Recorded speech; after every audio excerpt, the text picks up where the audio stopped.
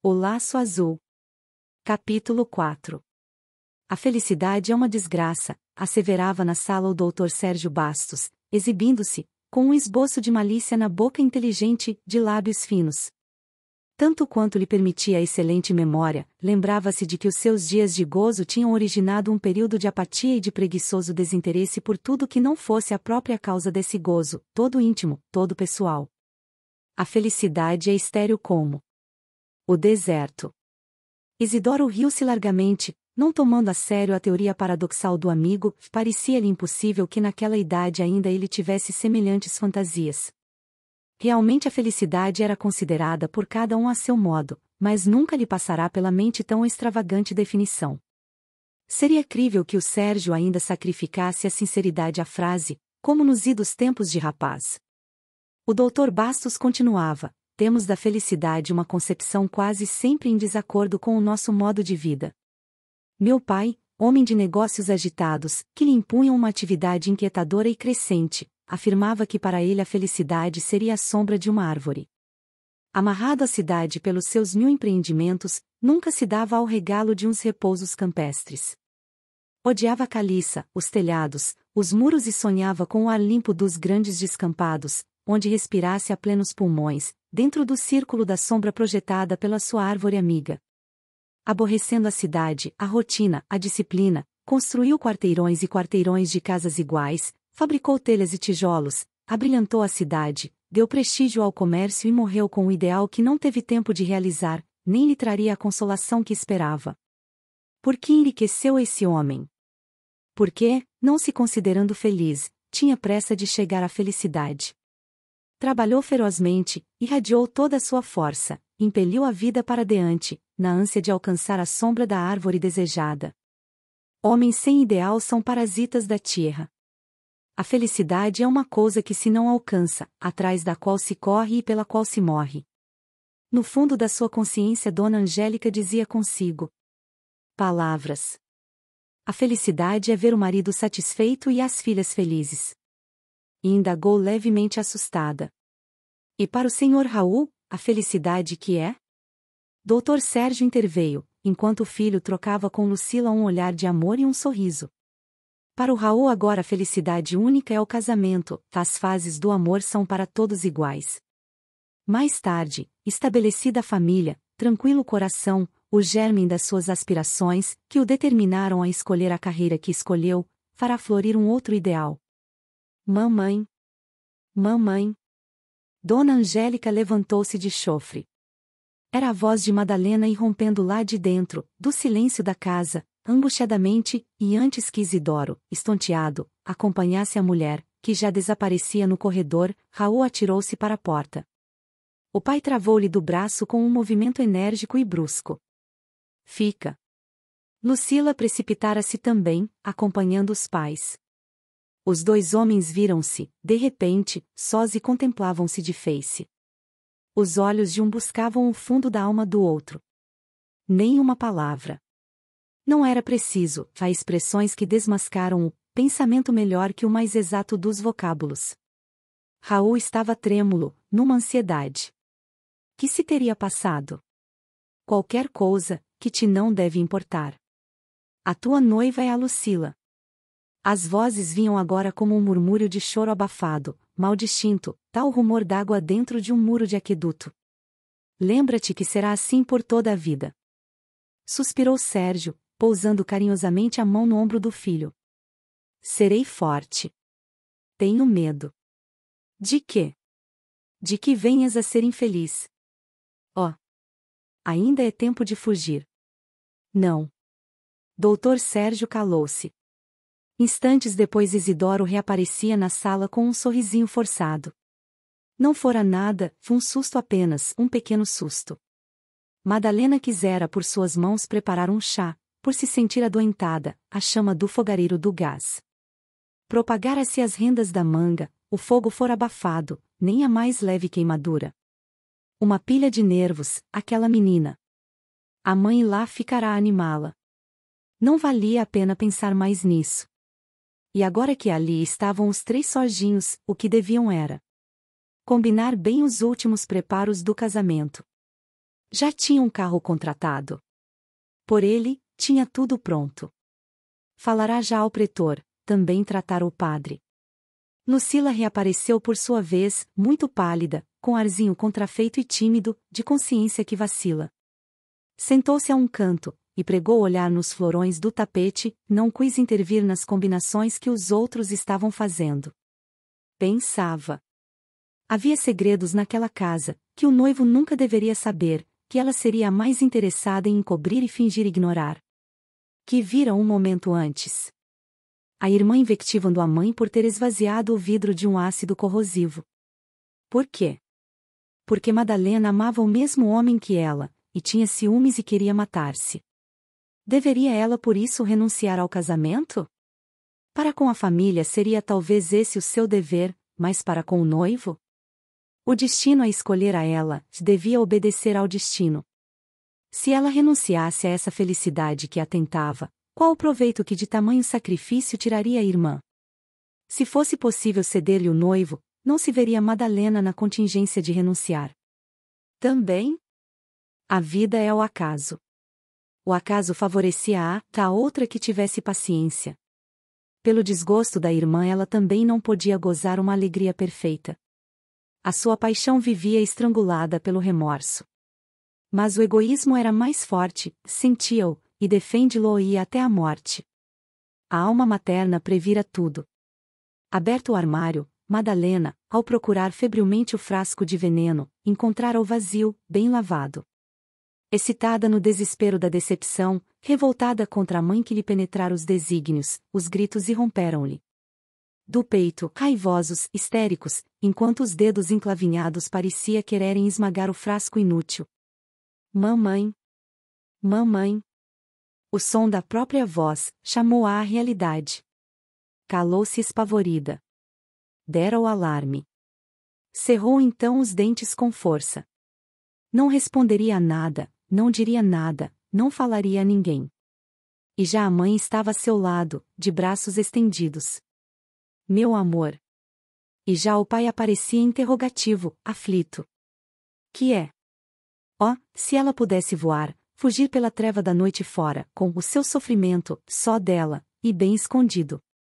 Quem não percebeu a seu lado foi a irmã, muito pálida, com os olhos engrandecidos pelo espanto. Dona Angélica atraiu-a ao peito, fixou-lhe o rosto desvairado, e, ternamente, devagarzinho, foi-a levando para o quarto. Isidoro acompanhou-as, insistindo. Mas afinal, que foi, que foi?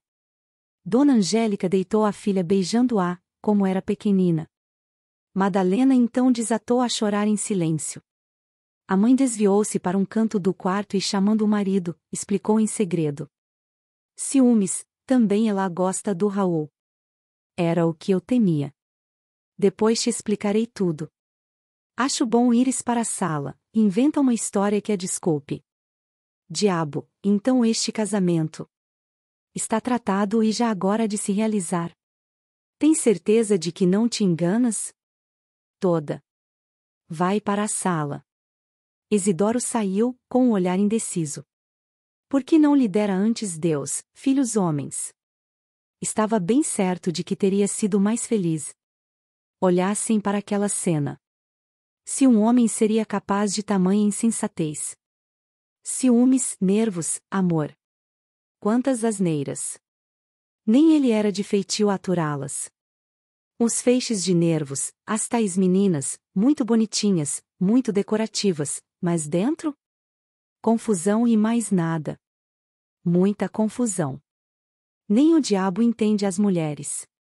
Quem diria que a sua Madalena, sempre tão sensata e boazinha, gritasse assim pela mãe como uma doida, só para dizer que estava com ciúmes da irmã.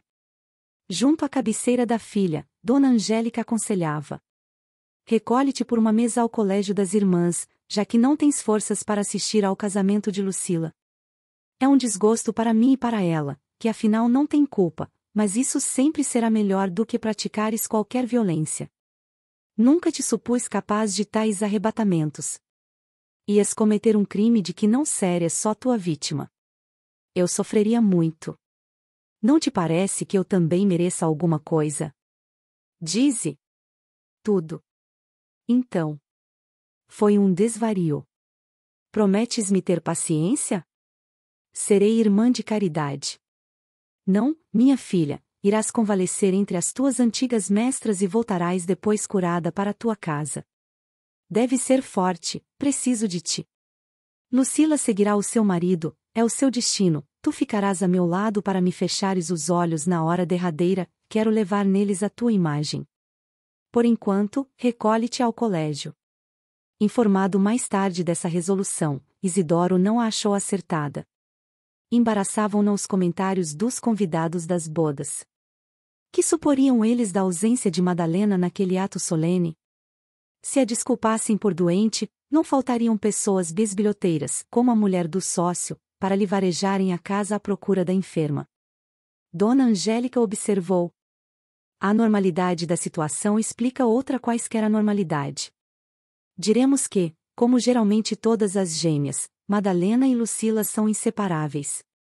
Explicaremos o nervosismo da nossa filha como provocado pela separação da irmã e a sua ausência como um acto de prudência da nossa parte. Os outros não são tão tolos como se te afigura.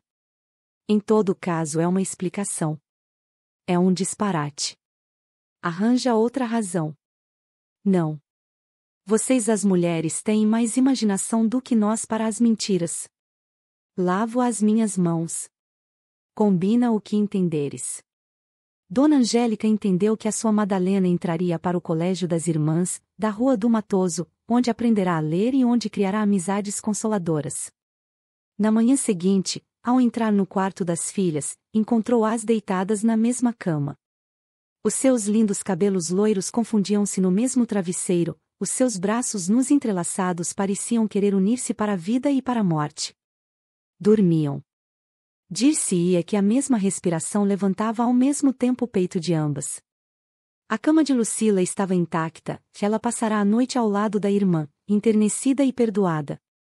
De pé, silenciosa, com os olhos inundados de ternura, a mãe não se queria arredar dali, daquele quadro de felicidade que ressuscitava para o seu coração. Suspirava porque aquele sono se prolongasse. Enquanto durasse a inconsciência, duraria a tranquilidade. Naquelas duas crianças, havia 20 anos que ela não via senão uma criatura única, não alterando as suas raras contradições a harmonia que pudesse conter uma só alma. O casamento de Lucila encheu de povo a igreja de São Francisco Xavier. As amigas lamentavam a falta da Madalena. Coitadinha, não tivera coragem de assistir ao casamento da irmã. Tão unidas que eram. Pessoas idosas, de longa prática, aconselhavam Dona Angélica a ter muito cuidado. As gêmeas, quando se separam, às vezes até morrem de paixão. Dr. Sérgio Bastos regozijava-se de si para si da prudência da menina, alegrando-se com a ideia de que ela se resolvesse a professar. A sua permanência em casa ameaçava a felicidade do filho. Fora bem inspirada pequena. Afinal, ser irmã de caridade não é uma coisa do outro mundo, e dadas as circunstâncias que a sua perspicácia adivinhava, era até a única solução digna. Notava que nesse dia no filho transparecia uma preocupação qualquer, além do enleio do momento. Por que fugiriam os olhos de Raul de encontrar os seus olhos? Por que teria voltado a cabeça com tanta vivacidade ao ouvir comentar na sala a história do laço azul? Para ele, pai extremoso daquele filho único, a Madalena só tinha mesmo um caminho a seguir, insistia, professar, viver para sempre longe da família, da convivência perigosa e perturbadora do marido da irmã, rezando, gastando a sua beleza e a sua mocidade sob a touca branca da religiosa, enquanto a outra, amada e amante, resplandecesse em todo o fulgor da sua graça. Para sossego do filho, pareciam-lhe justos todos os sacrifícios dos outros. Que se cumprissem. Era um dever. Quando, depois da partida do último convidado, o Dr. Sérgio Bastos saiu por sua vez da casa de Isidoro Nunes, levava a alma leve. As suas responsabilidades estavam divididas. O seu rapaz bem entregue, a uma família burguesa, simples, ao abrigo de cuidados de dinheiro que são sempre apoquentadores, com boa saúde e bom nome. Tivera tino, o Raul, podia apaixonar-se aí por alguma mulherzinha pobre e espevitada e acertara com uma moça dócil e simples. Quanto à irmã. O melhor seria não pensar na irmã. também essa parecia entregue a um bom destino. O que o alegrava era a ideia de que haveria mais alguém, daí em diante, a zelar pela boa saúde do Raul. Isso aliviava-o dos sustos e preocupações costumadas. Era adepto do casamento. Não devera tanto ao seu. Uma boa casa e uma boa mulher tornam o homem tranquilo e são duas excelentes condições para a prosperidade. Para haver um mas, havia a profissão do filho, que é a de renúncia a todas as comodidades da terra. Marinheiro deve ter a alma como o corpo, livre. O hábito da separação torna as criaturas indiferentes e faz perigar a fidelidade do amor. Em todo caso, ainda nisso o seu Raul fora feliz, casando com uma menina que ficaria sob as vistas de uma mãe honesta e observadora. Grande alma! Concluía ele, acendendo o seu charuto, a caminho da pensão, onde ficaria até ao dia da partida do filho. Esse dia não tardou. O navio partiria às 3 horas. Dr. Sérgio foi almoçar com os noivos. Eles, coitadinhos, não comeram quase nada, misturando o sabor das lágrimas ao das azeitonas e ao do presunto, que Dona Angélica adicionara aos pratos corriqueiros, naquele almoço de despedida. O que valeu a todos, foi Isidoro não ter descido à cidade, porque na véspera torcera um pé. As pequenas contrariedades vêm às vezes em socorro dos grandes embaraços. Se não fosse o pé do Isidoro, Dr. Sérgio teria ficado em face das lágrimas dos filhos, sendo para Dona Angélica, sempre cuidadosa, todo o tempo. Pouco para os ouvir. Assim, disfarçaram a pena da separação, conversando voluvelmente sobre coisas antigas do colégio, cestros de uns, glórias de outros, desgraça de muitos. Isidoro não perderá de vista a maior parte dos colegas. Sabia-lhes a vida, comentava-lhes a sorte. Quando a narração descambava para a tristeza, Dr. Bastos, habilidosamente, com o seu risinho fino, puxava-a para o caminho da graça, lembrando um caso pitoresco, citando uma anedota. E nunca a nora lhe parecerá tão bem como nessa manhã de choro, com o narizinho vermelho, os olhos pesados, o corpo abandonado num vestido de caça branca salpicada de amoras.